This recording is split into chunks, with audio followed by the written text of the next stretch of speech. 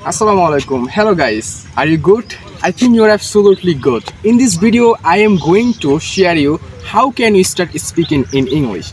Many of us learn many things in English, know many things in English, but they have no confidence and they have no any idea to talk in English. আজকের এই ভিডিওতে আমরা আলোচনা করব কিভাবে আপনি zero থেকে advance পর্যন্ত স্পিকিং করতে পারবেন।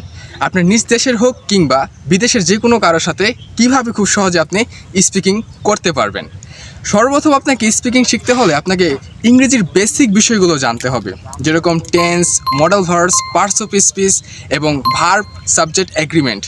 কিভাবে একটা বাক্য তৈরি করতে হয় এই বিষয়গুলো যদি আপনি না জানেন তাহলে কখনোই আপনি স্পিকিং করতে পারবেন না। আমি ধরে নিলাম আপনারা এই বিষয়গুলো খুব ভালো করে জানেন, বাট আমাদের মধ্যে সকলের একটা বিষয় রয়েছে, সেটা হলো লজ্জা। এই লজ্জার কারণে আমরা অনেকেই স্পিকিং করতে পারি না। পৃথিবীতে যতই ভাষায় হোক না কেন, প্রতিটা ভাষারই 4টা করে মডিউল থাকে: রাইটিং, স্পিকিং, রিডিং এবং লিসেনিং। এই 4টার মধ্যে সবচেয়ে বেশি ব্যবহার হয়ে থাকে স্পিকিং। আমি যেরকম বাংলায় কথা বলছি, এই বাংলাদেশেও বাংলাটা সবচেয়ে বেশি বলাই হয়ে থাকে। স্পিকিংয়ের ক্ষেত্রে ইংরেজি যেহেতু আপনি শিখছেন, আপনাকে ইংরেজিতে বলতে হবে। এই বলাটা সবচেয়ে বেশি গুরুত্বপূর্ণ, কারণ স্পিকিং আপনি বলতে না পারলে কখন স্পিকিং করতে পারবেন না। আপনাকে বিভিন্ন মানুষের সাথে ইংরেজিতে কথা বলতে হবে, সেটা হতে পারে অফলাইন, সেটা হতে পারে অনলাইন।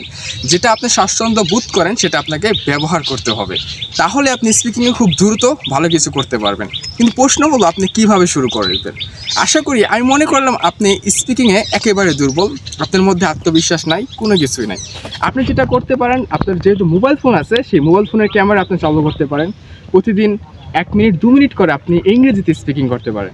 আপনার আশেপাশের কোনো বন্ধু বান্ধব কিংবা সিনিয়র ভাই থাকলে তাদের সাথে আপনি আগ্রহের সাথে স্পিকিং করতে পারে, যারা আসলে মূলত স্পিকিং শিখতে চায় কিংবা ইংরেজিতে কথা বলতে চায়।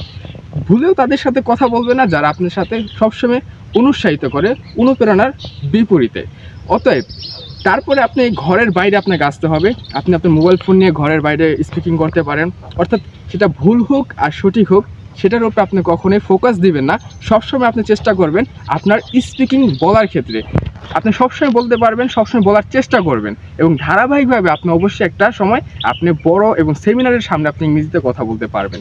আজকের এই ভিডিও এই পর্যন্তই। আশা করি আজকের এই ভিডিও থেকে আপনারা বুঝতে পেরেছেন একজন বিগিনার থেকে অ্যাডভান্স পর্যন্ত কীভাবে স্পিকিংয়ে ফ্লুয়েন্ট হতে পারবে।